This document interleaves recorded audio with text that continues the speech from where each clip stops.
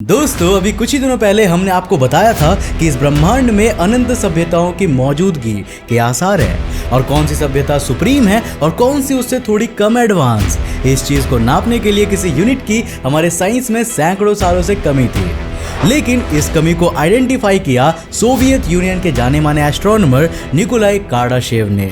और एक वैज्ञानिक होने के नाते इस कमी के बारे में जानते ही उन्होंने निर्माण किया द कार्डाशेव स्केल का। इस स्केल में उन्होंने एनर्जी कंजम्पशन और कुछ क्राइटेरिया के बेसिस पर यह बताने की कोशिश की थी कि आखिर कौन सी सभ्यता कितनी ज्यादा एडवांस है और कौन सी उससे कम। और उसी के आधार पर उन्होंने 3 तरह की सिविलाइजेशन को हमारे सामने रखा था, जो कि थी टाइप 1, टाइप 2 और टाइप 3 सिविलाइजेशन। अब दोस्तों हमारी इस वीडियो में हमने आपको पूरी डिटेल में इस टॉपिक की हिस्ट्री और उसके डीप एक्सप्लेनेशन के बारे में बताया था, लेकिन वीडियो में जाते जाते हम आपको इस क्लिफ हैंगर पर लटका गए थे कि अभी हम इंसानी सिविलाइजेशन इस स्केल के कौन से हिस्से में मौजूद है और अभी हमें अगले लेवल तक डेवलप करने के लिए कितना ज्यादा टाइम लगेगा। अब हमने जाते जाते ये कहा था कि इन सब के बारे में हम लोग नेक्स्ट पार्ट में डिस्कस करेंगे।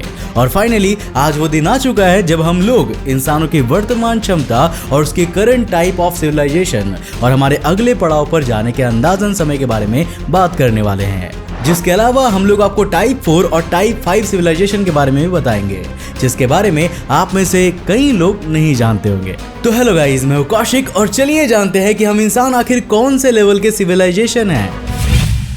दोस्तों अगर हम इंसान डेवलपमेंट के स्टेज की बात करें तो सिर्फ पिछले 2 से 2,500 सालों में ही वास्तविकता में हम एक प्रॉपर जाति के रूप में उभर कर आए हैं। बात करें अगर टेक्नोलॉजी की तो हमने साइंटिफिक आधार पर 16वीं सदी से टेक्नोलॉजीज को डेवलप करना शुरू किया था, जिसमें इलेक्ट्रिसिटी, बस, ट्रेन जैसी मशीनें शामिल होती है। 16वीं सदी से धीरे धीरे समय बीतता गया और आज हम लोग 500 साल बाद 21वीं सदी में कदम रख चुके हैं। और इन 500 सालों में हमने ऐसी कमाल की टेक्नोलॉजीज को इन्वेंट किया है जिससे हम घर बैठे बैठे लाखों किलोमीटर दूर मौजूद अपने किसी रिश्तेदार से फेस टू फेस बात कर सकते हैं। अंतरिक्ष में अरबों प्रकाश वर्ष दूर के सितारों की तस्वीर को यूं ही खींच सकते हैं। इवन अब आपको दोस्त बनाने के लिए भी किसी दोस्त की जरूरत नहीं है, क्योंकि आर्टिफिशियल इंटेलिजेंस के जमाने में तो एक आर्टिफिशियल बॉडी या फिर वर्चुअल असिस्टेंट ही कई लोगों के लिए उनका साथी बन गया है। और यह सब कुछ हुआ सिर्फ और सिर्फ 500 सालों में। अब आप लोग सोच रहे होंगे कि भाई हमें इतनी सारी इतिहास की बातें क्यों बताई जा रही है। तो इसको बताया जाना इसीलिए जरूरी है क्योंकि आज से 500 साल पहले हम लोग शायद 10,000 वाट की एनर्जी भी नहीं कंज्यूम करते होंगे, लेकिन आज के समय में हम इंसानों की एनुअल एनर्जी कंजम्पशन तकरीबन 17.7 टेरावाट्स के इक्विवेलेंट पहुंच गई है और यह लिटरली बहुत ही बड़ा नंबर है। अब दोस्तों अगर आपने हमारा पिछला वीडियो देखा होगा तो आपको पता होगा कि टाइप 1 सिविलाइजेशन की approximate annual energy consumption 10⁻16 watts की होगी। और अगर इसी 17.7 टेरावाट्स की वैल्यू को हम लोग वाट्स में कन्वर्ट करें तो ये निकल कर आती है 1.77 × 10⁻13 वाट्स। अब इस नंबर के अंदर सारे एनर्जी सोर्सेस के आंकड़े मिलाए गए हैं, इंक्लूडिंग ऑयल, कोल, नेचुरल गैस और कुछ अल्टरनेटिव एनर्जीज जैसे सोलर, विंड, हाइड्रो पावर वगैरह वगैरह। अब दोस्तों वैज्ञानिक ऐसा अंदाजा लगाते हैं कि पावर कंजम्पशन के हिसाब से अगर आंकड़ों पर नजर डाला जाए तो हम लोग इस वक्त सिविलाइजेशन स्केल में 0.73 पर खड़े होंगे, जो इतने कम समय के हिसाब से बहुत ही बेहतरीन प्रोग्रेस है अगर हम लोग कंपेयर करें उन प्रजातियों से जो इस ब्रह्मांड में लाखों सालों से रह रही है। अब दोस्तों सवाल ये आता है कि क्या हम इंसान कभी टाइप 1 सिविलाइजेशन के आंकड़े को छू पाएंगे या नहीं? तो इसका जवाब हाँ भी है और नहीं भी। दोस्तों हम इस वक्त एक बहुत ही सुंदर पहलू को देख रहे हैं कि हम लोगों ने इतने कम समय में इस लेवल की प्रगति कर ली है, बट द पॉइंट इज कि जिस एनर्जी को हम यूज कर रहे हैं वो एनर्जी ही हमारी प्रगति की सबसे बड़ी बाधा बनी हुई है। अब इसमें कोई दो राय नहीं है कि हम लोग एनर्जी को बहुत ही तेजी से प्रोड्यूस कर रहे हैं और हमारी टेक्नोलॉजी भी उसके साथ एडवांस हो रही है, लेकिन इस वक्त हम इंसान जिस फेज में हैं उसमें हम लोग ज़्यादा से ज़्यादा उन्हीं एनर्जी सोर्सेस का इस्तेमाल कर रहे हैं जो हमारी धरती पर बहुत ही लिमिटेड मात्रा में बचे हैं। नाउ फॉर एग्जाम्पल कोयला आज हमारी इलेक्ट्रिसिटी का लगभग 69% हिस्सा प्रोड्यूस करने का सोर्स है, लेकिन हमारा देश आज इतनी खदानें होने के बावजूद आए दिन कोयले की शॉर्टेज फेस कर रहा है। और यही हाल दुनिया के बाकी हिस्सों में भी है। आज हमारे पास रिसोर्सेज की बहुत ज्यादा कमी होती जा रही है, जिस वजह से आगे आने वाले समय में सबसे बड़ा सवाल तो यही बन गया है कि क्या हम लोगों के पास इतने रिसोर्सेज बचेंगे भी कि हम लोग सरवाइव कर पाए। एंड ऑनेस्टली वैज्ञानिकों के पास इस बात का कोई भी जवाब नहीं है। दोस्तों, कोयला खत्म हो रहा है, नेचुरल गैस दम तोड़ रही है और पेट्रोल की हालत तो आप सभी देख ही सकते हो, जिस वजह से जब तक हम लोग अपना major share renewable energy sources जैसे कि सोलर एनर्जी के ऊपर ट्रांसफर नहीं कर देते, तब तक इस बात की कोई भी सर्टेनिटी नहीं है कि हम लोग कब तक इस एनर्जी को इसी इंक्रीजिंग रेट में इस्तेमाल कर पाएंगे। दोस्तों, United Nations framework convention on climate change और इंटरनेशनल एनर्जी एजेंसी ने तंज कसते हुए ये बात भी कही है कि इंसानों को जितना अपने आप को एग्जॉस्ट करना है वो कर ले, क्योंकि अगर हम लोग सिर्फ एनर्जी को कंज्यूम करने के चक्कर में टाइप 1 बनना चाहेंगे तो अगले 50 सालों में भी हम लोग उस बेंचमार्क को छू सकते हैं। लेकिन अगर बात करें उस माइलस्टोन को अचीव करने के बाद उसको सस्टेन करने की, तो ये पहलू बहुत ही मुश्किल है। अगर ऐसे हम लोग अपनी एनर्जी कंजम्पशन को लगातार बढ़ाएंगे तो इसमें कोई दो राय नहीं है कि हम लोग 50 सालों में टाइप 1 सिविलाइजेशन के मार्क को शायद टच कर ले।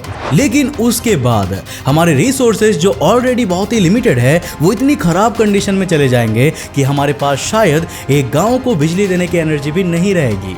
और इसीलिए ये मामला इतना ज्यादा सीरियस है। दोस्तों, उन्होंने बताया कि अगर हम लोग संयम से फोकस के साथ काम करेंगे और जिस स्टेज पर रहेंगे कि हम लोगों की लाइफ सस्टेनेबल रहे और उसमें कोई भी दिक्कत ना आए, तो ऐसी कंडीशन में हम लोग खुशहाल तो बहुत रहेंगे, लेकिन टाइप 1 सिविलाइजेशन के मार्क को कम से कम साल 2371 तक तो नहीं टच कर पाएंगे, जो एक दुख से भरी रियलिटी है। खैर, वीडियो को अभी बंद मत करो, क्योंकि सिविलाइजेशन की सबसे इंटरेस्टिंग जानकारी तो अब आने वाली है। जब साल 1964 में निकोलाई ने कार्डाशेव स्केल को बनाया था, तो उन्होंने कहा था कि कोई भी सिविलाइजेशन इतनी एडवांस कभी नहीं बन सकती कि वो टाइप 3 के बियॉन्ड जा सके, और इस वजह से उन्होंने कभी टाइप 3 सिविलाइजेशन के आगे के स्केल को बढ़ाया ही नहीं, क्योंकि यार उनके नजरिए में इसके आगे भी सिविलाइजेशन कभी एग्जिस्ट ही नहीं कर सकती। लेकिन इस बयान के कई सालों के बाद लोगों को यह एहसास हुआ कि हम लोगों ने तो अभी ब्रह्मांड को किसी रेत के दाने के बराबर भी नहीं एक्सप्लोर किया है, और तब हमें इतनी हैरत अंगेज चीजें देखने को मिल गई। तो ऐसा तो हो ही नहीं सकता कि टाइप 3 सिविलाइजेशन से ज्यादा एडवांस कोई भी सिविलाइजेशन एग्जिस्ट ही ना करती हो, जिस वजह से 3 और सिविलाइजेशन का कॉन्सेप्ट पेश किया गया, जो थी टाइप 0, टाइप 4 और टाइप 5 सिविलाइजेशन। टाइप 0 तो नाम से ही पता चल रहा है कि ऐसी सभ्यता जिसने टाइप 1 सिविलाइजेशन के ही बेंचमार्क को अभी छुआ ही ना हो, जिसका मतलब टेक्निकली अभी हम लोग टाइप 0 सिविलाइजेशन में आएंगे। लेकिन कार्डाशेव की कल्पनाओं से परे टाइप 4 सिविलाइजेशन की बातें आपको झकझोर देगी। काल्पनिक तौर पर बने टाइप 4 सिविलाइजेशन के लिए ऐसा अनुमान लगाया जाता है कि जहां टाइप 3 सिविलाइजेशन अपनी गैलेक्सी के सारे रिसोर्सेज को यूटिलाइज करने के काबिल थी, तो वहीं टाइप 4 सिविलाइजेशन पूरे यूनिवर्स के रिसोर्सेज को हार्नेस करने के योग्य होगी, जिसका मतलब कि संपूर्ण ब्रह्मांड में ऐसा कुछ होगा ही नहीं जो टाइप 4 सिविलाइजेशन की समझ में ना आता हो, और इस लेवल की इंटेलिजेंस ही उन्हें टाइप 4 सिविलाइजेशन बनाती होगी। थियोरिस्ट के हिसाब से टाइप 4 सिविलाइजेशन ऐसी होगी जो पूरे यूनिवर्स में कहीं भी ट्रैवल करने की क्षमता को पा चुकी होगी, रिगार्डलेस कि वो डिस्टेंस कितनी ही लाइट ईयर्स में क्यों ना हो। यह सभ्यता बहुत ही कम समय में एक एज ऑफ द यूनिवर्स से दूसरे एज ऑफ द यूनिवर्स तक का सफर तय कर पाने के काबिल होगी, ठीक वैसे जैसे कार्टून और साइंस फिक्शन मूवीज में हमें दिखाया जाता है। अब वैज्ञानिक इसे इसीलिए इम्पॉसिबल मानते हैं क्योंकि हमने आज तक ऐसे किसी भी पार्टिकल या फिर एनर्जी सोर्स को डिस्कवर नहीं किया है जो इस चमत्कार को कर पाने के काबिल होगा। लेकिन ब्रह्मांड में इतना कुछ है कि आप उसकी कल्पना भी नहीं कर सकते, और क्योंकि ये सिविलाइजेशन ब्रह्मांड के हर एक रिसोर्सेस को हार्नेस करने के काबिल होगी, तो इसके हाथों कोई ऐसा रिसोर्सेस भी जरूर लगेगा जिसके पास इतनी एनर्जी होगी कि वो यूनिवर्स ट्रैवर्सिंग को पॉसिबल बना पाए। और फिर आती है टाइप 5 सिविलाइजेशन, जो इस ब्रह्मांड के लिटरली गॉड्स होंगे। इनके पास ब्रह्मांड में हर एक चीज को मैनिपुलेट करने की ताकत होगी, और ये इतने पावरफुल होंगे कि करोड़ों लाइट ईयर्स दूर बैठे बैठे सिर्फ एक इशारे से ये किसी भी प्लेनेट को तबाह कर सकते होंगे। ऐसा अनुमान भी लगाया जाता है कि इनका डायमेंशनल लेवल भी 8 से लेकर 10 के बीच होगा, और ये इनफाइनाइट लेवल की सिविलाइजेशन पूरे यूनिवर्स में सिर्फ एक ही एग्जिस्ट कर सकती होगी। ऐसे में दोस्तों सवाल ये आता है कि क्या हम इंसान कभी इतने ताकतवर हो पाएंगे कि हम लोग टाइप 5 सिविलाइजेशन में पहुंचकर पूरे यूनिवर्स को चकनाचूर करने की ताकत अपने हाथों में रख सके? तो दोस्तों इसका जवाब है नहीं, क्योंकि वैज्ञानिकों के हिसाब से अभी हमें टाइप 3 सिविलाइजेशन तक पहुंचने में ही तकरीबन 1 मिलियन सालों का समय लगेगा। और सही मायनों में तो ऐसा लगता भी नहीं है कि हम इंसान अगले 4 से 5,000 सालों तक भी जिंदा रह पाएंगे। जिस वजह से यार हमें अभी इस बात पर फोकस करना चाहिए कि हम लोग कैसे अपने प्लेनेट को बचा सके, ताकि हमारी आगे आने वाली पीढ़ियों को भी कभी भी किसी चीज की तकलीफ ना हो। वैसे आपको क्या लगता है, क्या सच में यूनिवर्स के अंदर कोई टाइप 5 सिविलाइजेशन एग्जिस्ट करती होगी, हाँ या नहीं? नीचे कमेंट सेक्शन में अपनी राय जरूर देना।